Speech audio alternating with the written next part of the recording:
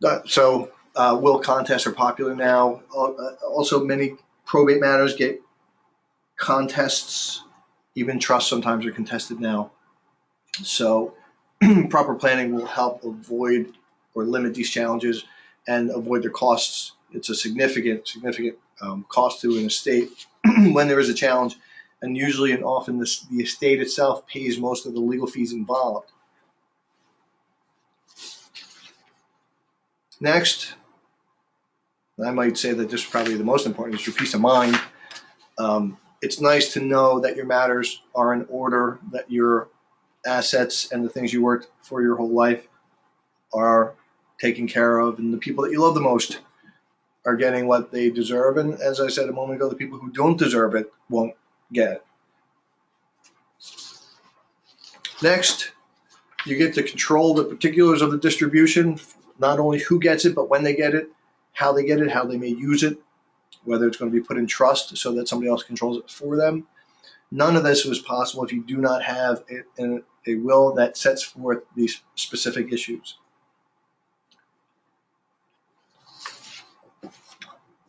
Another couple of issues deal with creditors.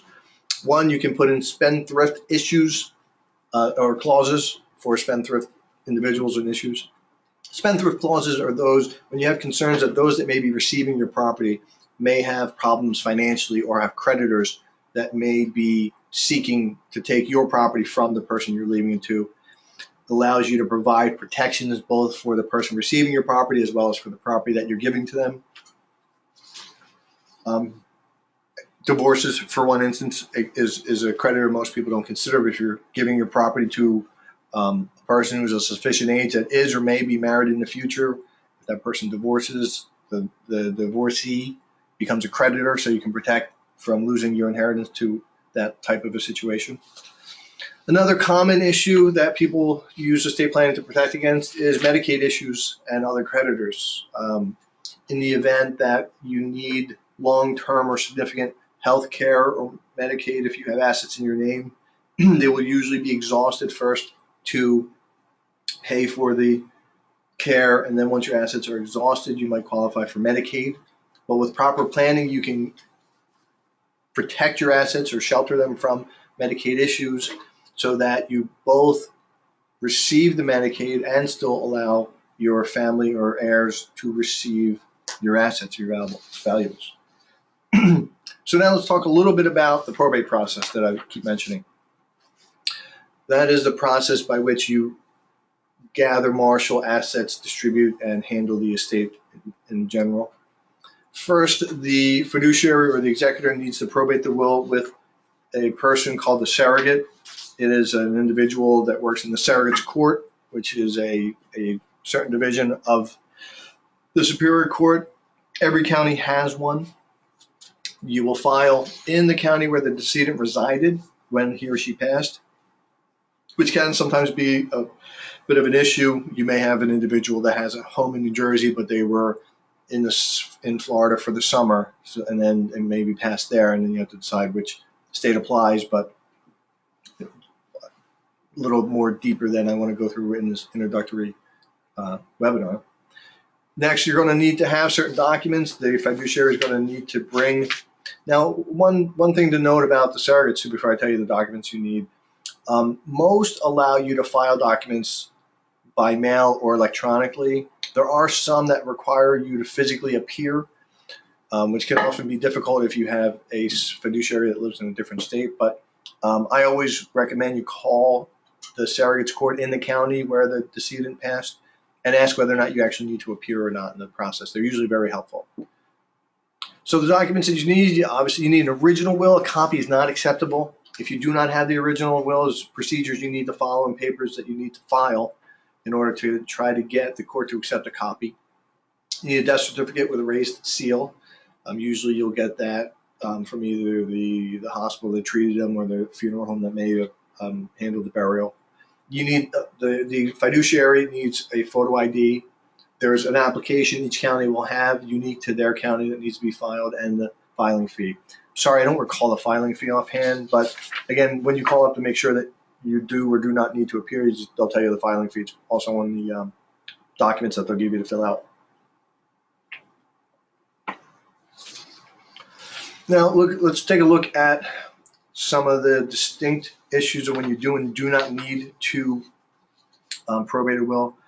If you are administrating a estate under $20,000 and you are the spouse of the individual, the process is much more simplified because it's passing directly to the spouse and there's not a significant amount of assets. When there is a significant amount of assets, you will be required to post a bond.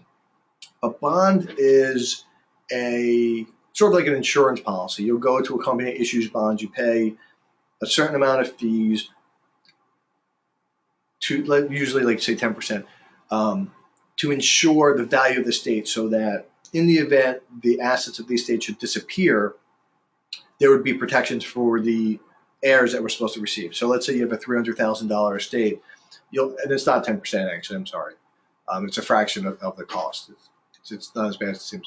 So you'll take out a bond for $300,000 in case the executor disappears with all the money.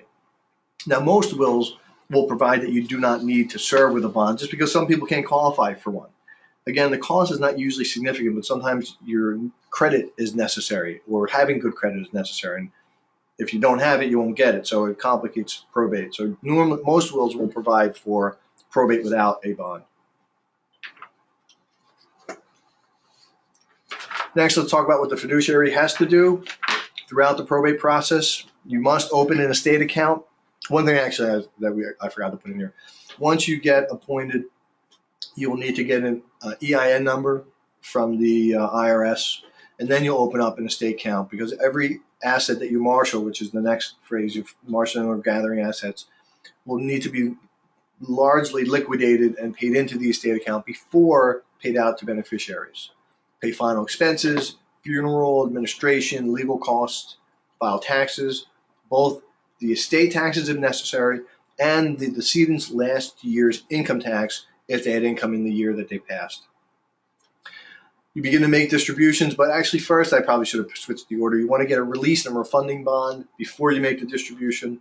That is a legal document that the beneficiaries or the heirs to the estate will sign, promising that in the event there's a problem with the estate or an obligation that was overlooked, lawsuit that should surface, that they promise to pay back the money that they received in order to get their inheritance. It sort of protects the estate in case you miss something in its probate. And then there's other tasks. It's going to vary with every estate. You know, if there's real estate, you may need to clean out the house and list it for sale. If there's a collection, you might need to get an appraisal and have an auction or an estate sale. So every estate's going to have different issues that you're going to need to handle. So let's talk about estate tax and how you can try to minimize estate taxes. Probably the biggest concern, usually for most people planning, but again, with the changes in the federal and state laws, not as much a concern going forward in the years to come. But we should still talk about the level. So at the federal level, if your estate is over $5.43 million, there is not any estate tax. The bottom portion there talks about the spousal exemption, because you, as a married couple, you actually have about $11 million worth of exclusion. New Jersey right now is anything above $675,000 does have an estate tax component, which is very significant. Many people don't realize it. Even those that may feel like they don't have a significant estate above that often do, because things that are covered or counted include life insurance policies. A lot of people have work-related life insurance that's significant. Pension plans, retirement accounts that are not probate property. They don't pass through your will. They are still counted for estate tax purposes. So you do need to plan, currently, at least for the levels that New Jersey has. We don't know what will happen in the years to come, obviously, with both state and federal. Then there's also inheritance taxes. That is when a different class of beneficiaries receive your property, meaning not immediate family members, spouses, children, and I think parents don't have estate tax, but siblings will, aunts and uncles do, grandparents, friends. It can vary. I usually tell people expect between 10 and 16%. It's a graduated kind of tax based on the amount of money and who is receiving it. Very significant. A lot of times people don't plan properly for that, and it's a great mistake. Like if you want to leave your house to your nephew, but then there's an inheritance tax may force him or her to have to sell the house to pay the taxes. So what you were trying to accomplish fails, and sometimes often a hardship to people that you hoped to provide for. So let's start. Another way to avoid that is through gifting. Gifting helps greatly reduce the size of your estate. You can gift an unlimited amount to your spouse. There are limits to other people. I think right now you can gift I think it's $15,000 a year without having to file a gift tax return. The recipient does not incur a gift tax for the receipt. A lot of people think that's the case. It isn't. If you give more than the $15,000 a year, there still isn't a gift tax, but there's a filing requirement. The purpose of the filing requirement isn't to collect the tax.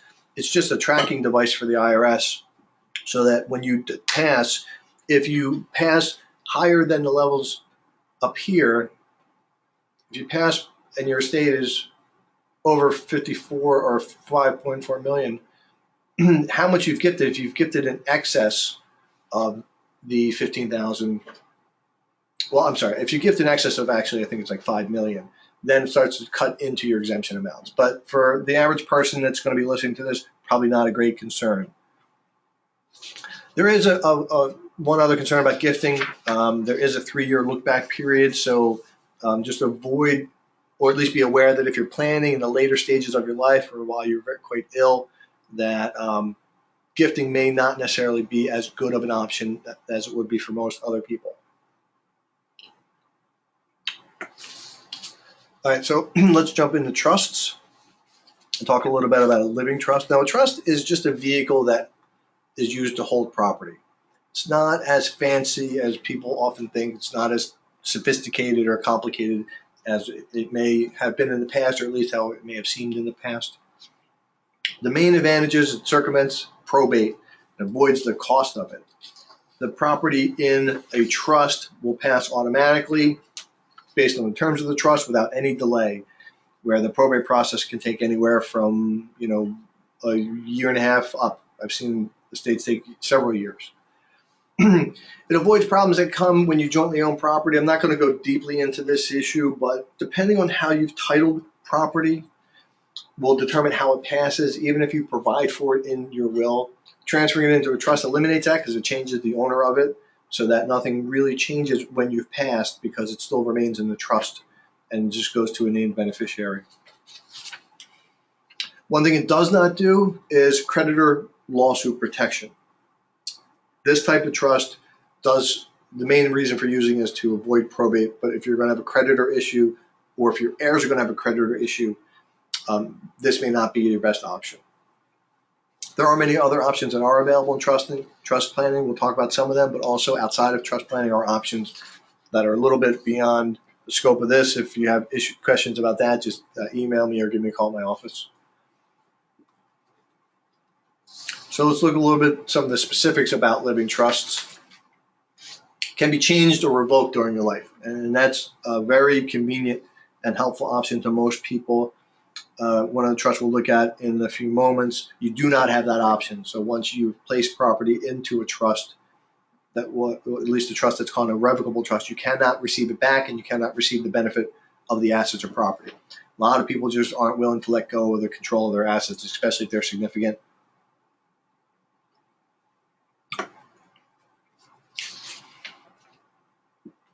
In some cases, New Jersey, you'll have a homestead protection. Some states, and I'm not going to go into the states, rule that transferring a house can lose that because now it's not owned by the resident or the individual. It's owned by what's almost deemed to be like a corporation. And then another concern is if you have it held by what's called tenants by the entirety, it's usually like a married couple that holds title uniquely, different than two individuals that may hold it. Sometimes lose creditor protection when it's retitled into a living trust for sort of the reasons I talked to before. Now, I'm not going to go much. I don't think we have a revocable trusts in here. I did do a webinar not too long ago on trusts specifically, which you can find on my webinar page at themakelandlawgroup.com. So instead of going into a revocable trust generally, I'm going to speak a little bit about revocable life insurance trusts because they are very popular.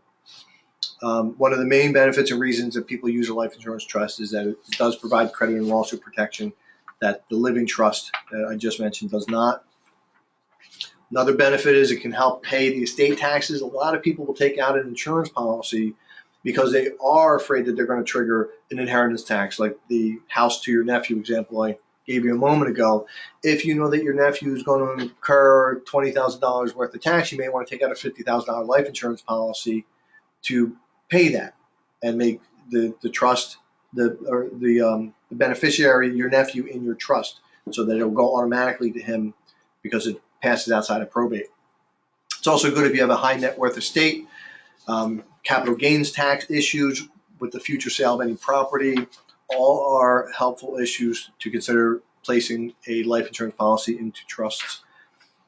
As I think I mentioned before, it makes your money available immediately without having to go through a lengthy probate, which is very significant when people are dealing with losses, that they get the money to help them move along, move forward, more rapidly.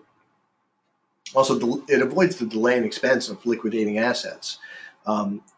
The executor to a will usually has authority or discretion to whether or not they're going to liquidate and transfer assets, but most of the time they do because it's a lot easier. If you have more than one beneficiary to an estate and you have a house, the house has to be sold, the money has to be divided.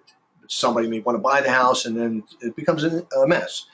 In a trust, it goes immediately, and then that person, the beneficiary, has the choice of what he or she wants to do with it. Now, the insurer will pay the policy to the person that's named as a trustee of the life insurance policy. The trust, however, will give you the instructions for distributing the proceeds. So you want to have, when you do a revocable life insurance trust, also called an ILIT, you want to make sure that the person you're going to name as a trustee does have experience with handling at least the amount of money or the assets that you will be transferring. But you need to make sure that your estate is not the beneficiary, meaning you have to name the trust as the beneficiary. I'm sorry, not the trust. You need to name an individual beneficiary or corporate beneficiary, but not your estate. You can't have the life insurance trust and ILIT pay to your estate, because then you lose all the protection and the whole purpose of doing it. So next, we'll look at how to pay and set up the revocable life insurance trust. There are certain things you need to know because these are very common planning mechanisms and devices, but a lot of times people aren't real clear about how to do it. It can be either funded or unfunded, which means you can either place assets or money into it, or you don't need to. If it's unfunded, that means that the premiums to the insurance policy are not paid. You can gift money into the trust to pay the future premiums, but there's going to have to be some kind of mechanism set up to ensure that they do get paid. Conversely, there are funded ones where the life insurance is already paid. It could either be a term policy that's paid in full. It could be a variable or whole life that has an investment mechanism that's paying for it itself, so that the income producing assets take care of the premiums, but you don't need to. Either way, the premiums must be paid from the trust. You cannot pay the premiums directly. Like I said, you can gift money to the trust then pays it. It sounds like the same thing, and to a great extent it is, but it's a formality and a technicality that must be followed. So next, let's talk about how to set up and manage it. Like I said a minute ago, you cannot directly pay the premiums. You lose the tax benefits and creditor protection. It's almost like you don't have it in the first place. And usually ILITs are being set up to protect somebody's interest in the future, so you want to make sure that it's done properly. When it is done properly, it will protect not only the cash value if it's a variable or whole life policy, but the proceeds and the distributions from the trust to the beneficiaries. So it's like the other basic trust I discussed, it will set forth an immediate distribution and who gets it and how they're supposed to receive it. There's another benefit also, is that sometimes it does minimize or eliminate estate taxes too, because the policy proceeds may not be considered part of a taxable estate. That's very tricky because in most cases, in my experience, they actually are counted. Life insurance policies are counted, but it depends who's the owner of the trust. So you want to look at that when you're setting it up. Speak to either a qualified attorney or an accountant or both. Another benefit of the trust gives you more control over the distributions than if you owned the insurance yourself, because once you pass, the insurance would be paid to your beneficiary.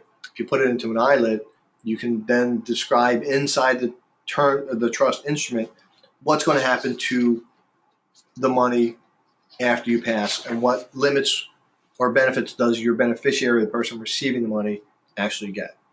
So like we were saying before, you can add clauses like spendthrift clauses to protect them. You can put discretionary distributions or mandatory distributions, anti-alienation clauses. You can basically put anything, not anything, but within reason, almost any restriction or provision for control of your money within reason, so that the person getting it is protected and your assets are also protected.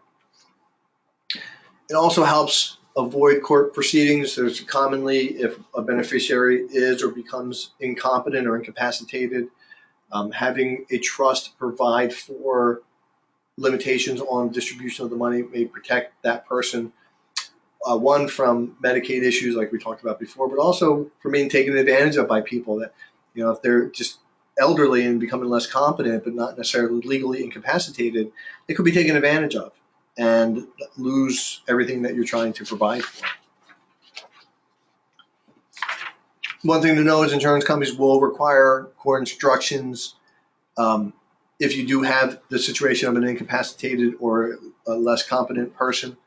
So again, the trust would avoid that because it goes into the trust provisions are already taken care of. But next, let's talk a little bit about children's trusts and the benefits.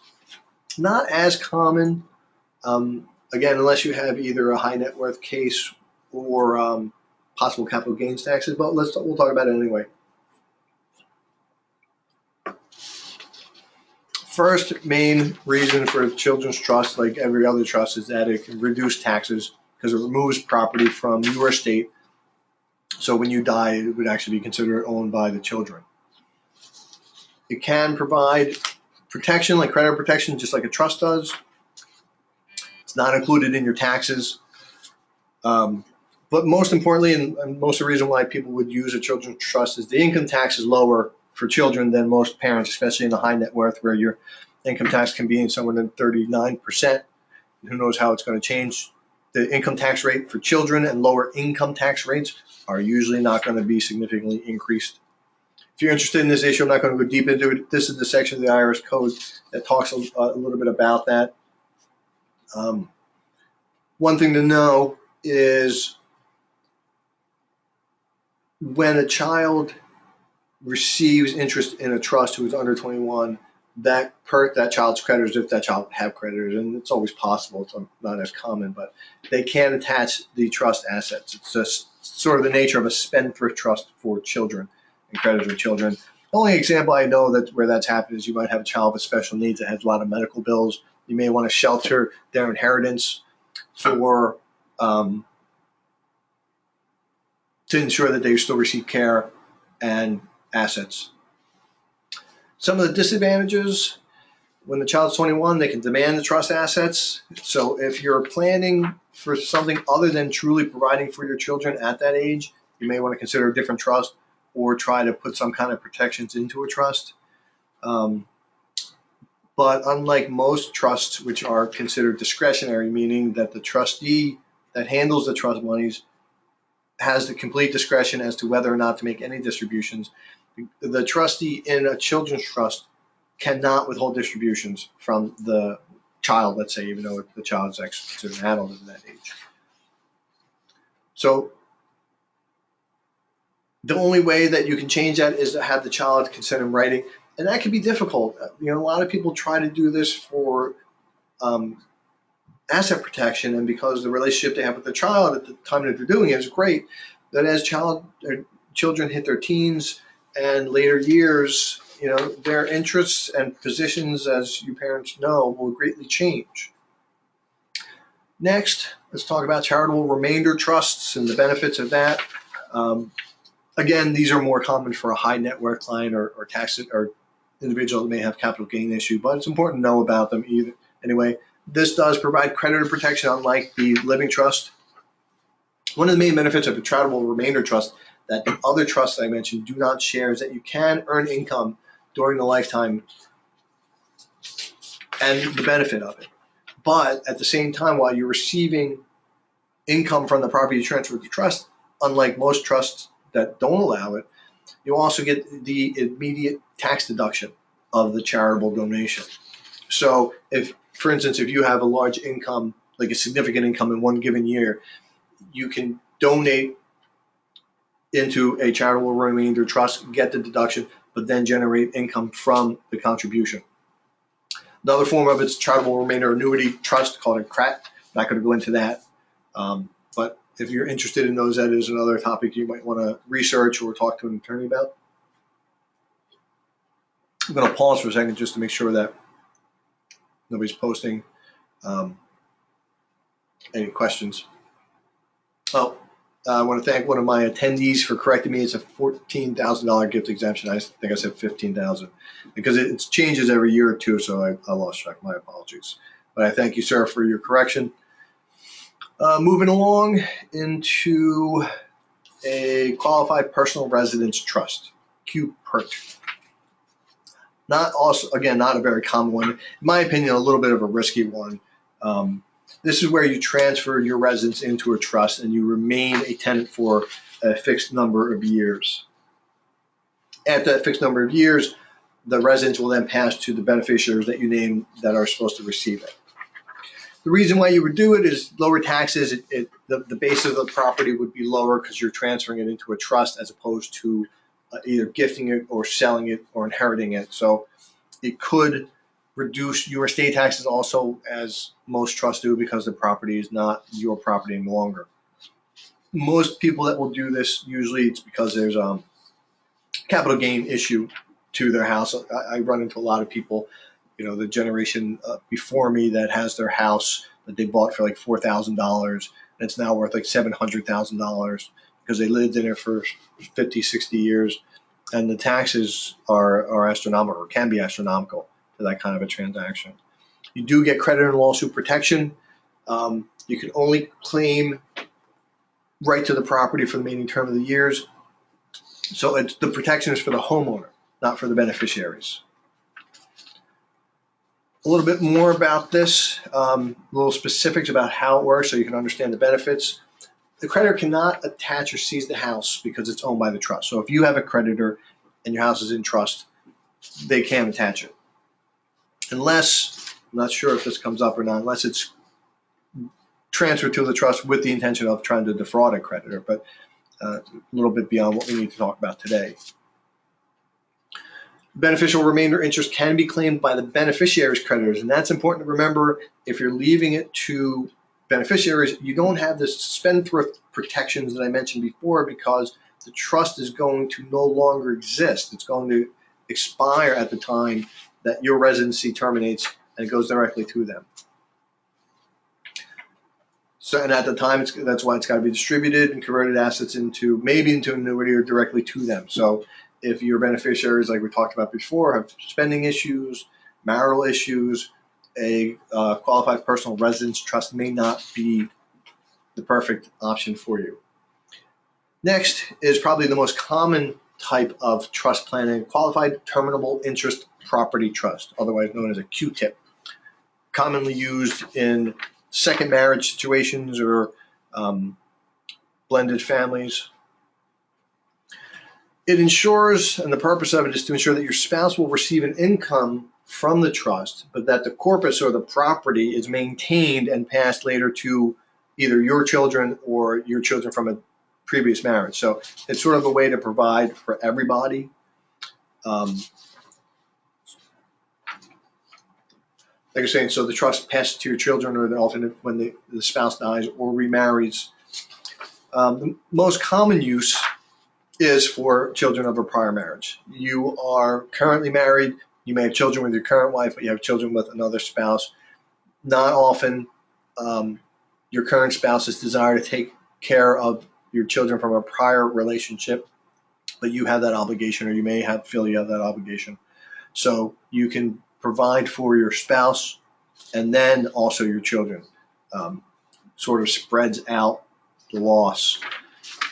It's also good when you believe that your spouse may not be sophisticated enough to handle the money, or may waste the money, may remarry and lose it in a divorce. There's a lot of reasons why you'd want to try to protect your spouse from sort of his or her own future. So let's talk a little bit about how you manage a QTIP.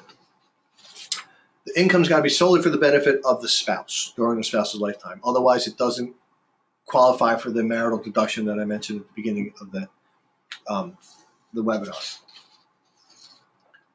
Estate taxes on the principal are deferred until the surviving spouse dies, which may or may not be what you want, but it's a certain important consideration. You have to decide who needs the money most. Usually you're going to plan that your spouse, who is going to be usually older than your children, needs money more, so that the tax burden is shifted to the next generation. Good planning for, again, high net worth clients, people that maybe have significant life insurance policies that are not in an ILIT, or even if they are in an ILIT, can be then paid to a QTIP. Sorry to keep using these little phrases, but proper planning would provide for use of both of those trusts. Does not provide against creditors, because it's what's called a testamentary trust, meaning it's not a trust that gets drafted and funded in advance. It is created at the time of the probate of your will. So if there are creditors out there, usually against the decedent or the decedent's estate, that money gets paid out first. You can shelter it, as I mentioned before, though, a spouse who has a spending issue, one that may have future legal or financial obligations, or just, again, as I mentioned, that you want to leave it to your children. A lot of different reasons. These are the main reasons why you're going to use a QTIP trust. So next, let's talk a little bit about the requirements and the purposes. Again, I hate to be repetitive, but it's probably the most important reason for a QTIP is to protect your spouse from creditors. Trust income must be distributed as it's earned. The trust is not allowed to retain or maintain income, only the principal. To do otherwise may void the terms of the trust and lose all of the protections. You can use a revocable inter vivos marital deduction trust for planning. Probably something I probably should have omitted from here, because I'm not going to go into the terms that I think it's a little more sophisticated than you'll need to know for this. But if you have a question about the irrevocable inter vivos marital deduction, just let me know. The purpose is to shift assets from the higher risking spouse to the less at risk spouse. Not just for creditors like we keep mentioning, but when you have estate tax issues and high net worth clients, capital gain tax issues, again, as I keep saying, you may be able to shift assets either from one spouse to another before passing, or into the QTIP trust at your passing, so that it gets a long-term protection. One thing is, and I talked about it a second ago, the fraudulent transfer issue with the charitable trusts. Fraudulent conveyance means if you're found to have transferred assets with the intention of defrauding or taking it out of the reach of creditors, it sometimes can be reversed or undone. So transfers to a QTIP trust to avoid creditors sometimes come under that scrutiny. Just something you need to be aware of.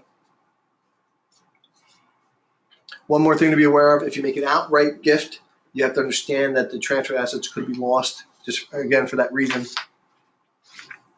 Next, I'm going to try to pick up the pace a little bit because I'm running short on time, though. As I said in the beginning, I will stay as long as necessary. Let's talk about Medicaid trusts and the reasons why you would have a Medicaid trust. Essentially, if you have or expect to have exorbitant nursing home costs, either contemplated, anticipated, or actual, depending on the timing, Medicaid trust is helpful. It shelters the assets so that you may be able to qualify for Medicaid and still pay for your nursing home with Medicaid proceeds. Now, one thing that's different about a Medicaid trust and special needs that we'll talk about in a minute is the person who transfers assets to the trust can be the beneficiary of the income. like the QTIP trust where the wife was receiving the income from the trust. In a Medicaid trust, you can still receive the income from the property. So you're taking assets out of reach of Medicaid, but still receiving some of the benefit that you can't get from the living trusts or the charitable remainder. And then you would set up your children or spouse to be the residuary beneficiaries, meaning when you pass, they would receive it.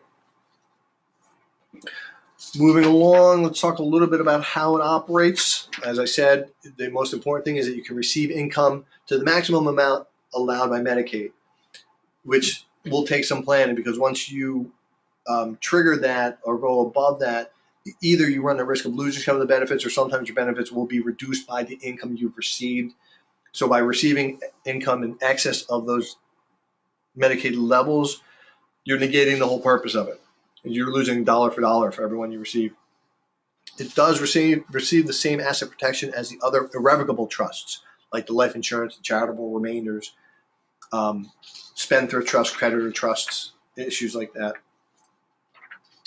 You are prohibited from using the trust assets for other healthcare purposes, sort of a fairness provision. If you're not going to be using them for the Medicaid, or in lieu of Medicaid, you shouldn't be using them for special or unique private healthcare needs.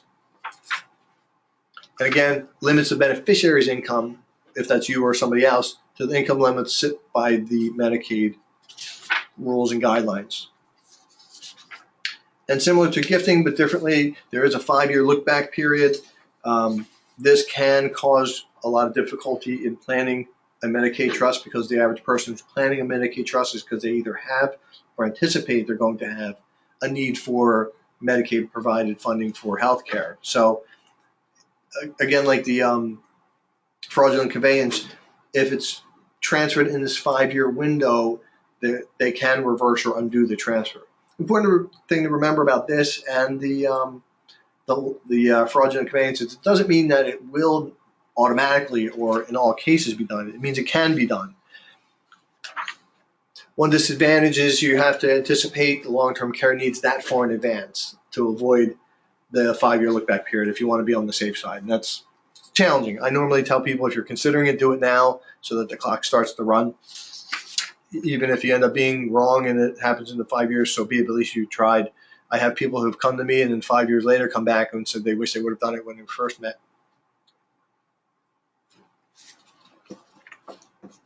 All right, so let's move real quick. I think this is our last one. Special needs trust, very common, not common, very popular trust now.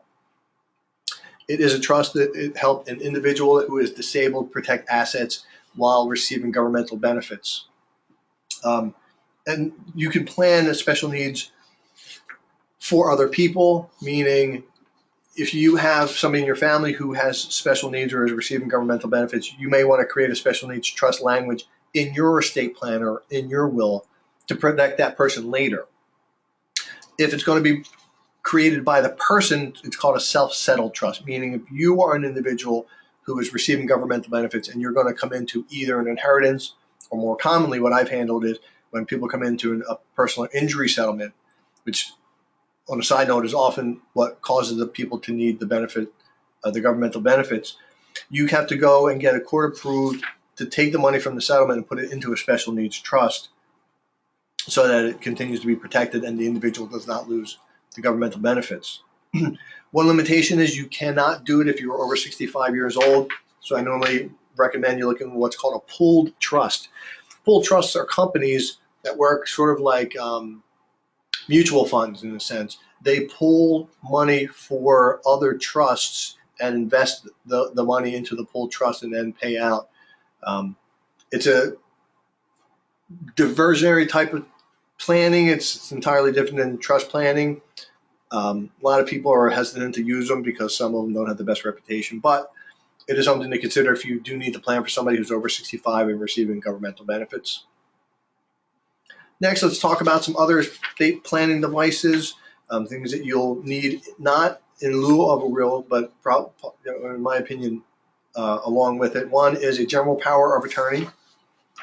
There are several types and several reasons for having a general power of attorney. You're essentially providing a third party to act in your place. I always tell clients it's like making somebody your attorney.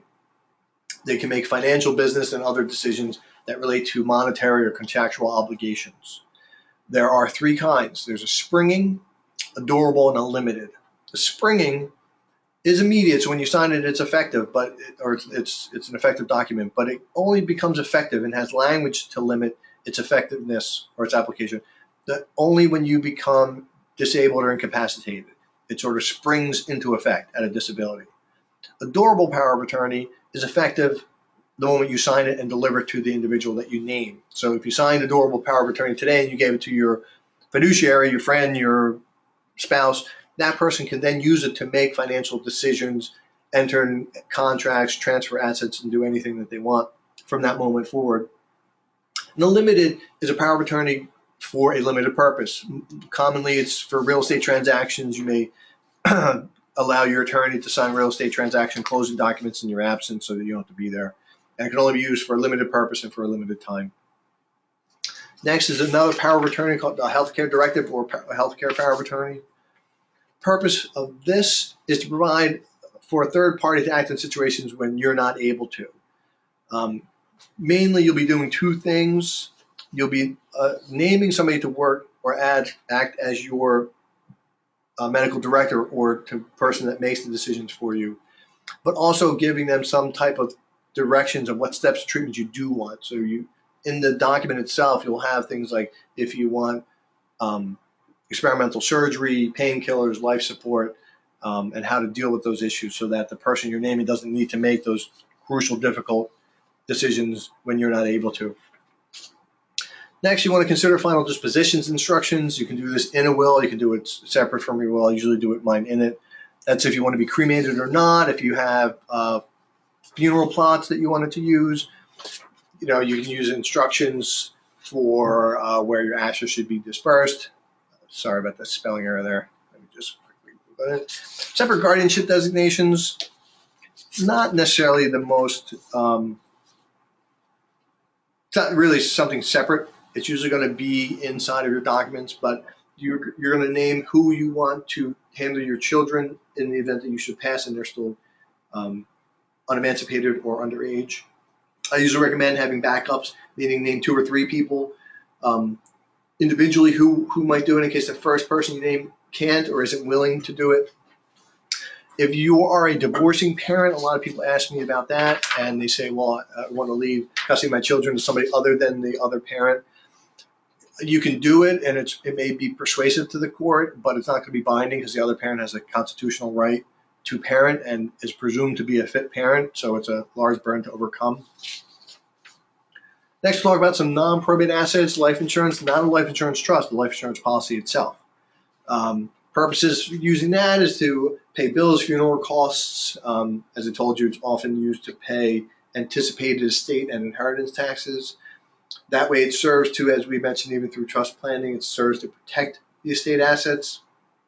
You should not make your estate the beneficiary. I said this earlier with regard to the trust planning, because it doesn't say it triggers more tax purposes and it avoids the benefit of the immediate receipt of the proceeds, because it's still included for estate tax purposes, as I mentioned before, but you don't want it to go through the probate process. The whole purpose of it is so that they get it immediately. One more mechanism is a POD account paid on death. Really it's a special kind of a joint account that only goes to the person when you actually pass, as opposed to having a joint account where you had joint names with or without right of survivorship, meaning that they may or may not get it at your passing. Meaning these last two accounts here, the person would either be receiving half of the account or all of the account, depending on which one you choose and how the survivorship rights were designated. All right, it looks like the end of that, so let me see if we have any questions, and if you haven't posted any questions before, certainly put them up now. I'm not seeing any questions, so I'm going to quickly launch in a couple of questions for you, and then I'll go back to see if anybody posted in the interim. So let's launch a couple of polls here real quick. Okay, you should see a question about how you heard about this. If you could just take a second, click on an answer. These help me just know if we're serving people the right way and if there's any better way to present these.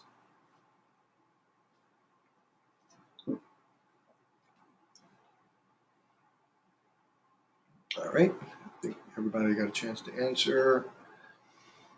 All right, email. At least I know my emails are working. Good. Next. Is this a good time for you?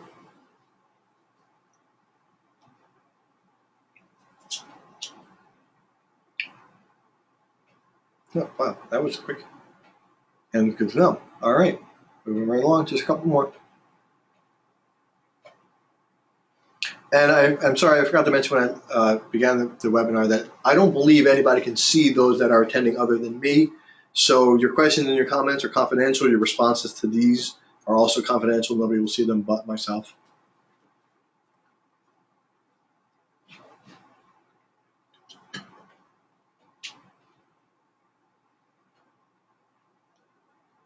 Okay, all right.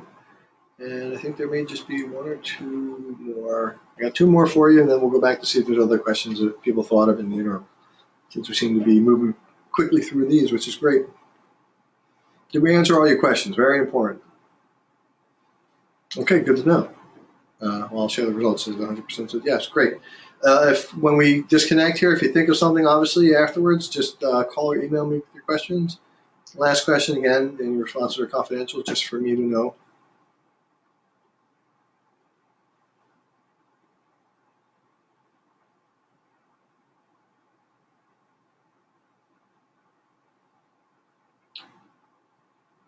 All right. Again, you guys are great. I'm not going to post this one just out of respect for everybody, but it looks like I think we got everybody to respond to that. All right, so I'm going to close the polls here. Let's go back to see if any questions popped up in the interim. I'm not seeing any. I'm going to hang out for another minute or two in case some get posted. Maybe you didn't think of it, or you had trouble finding the questions part in the control panel.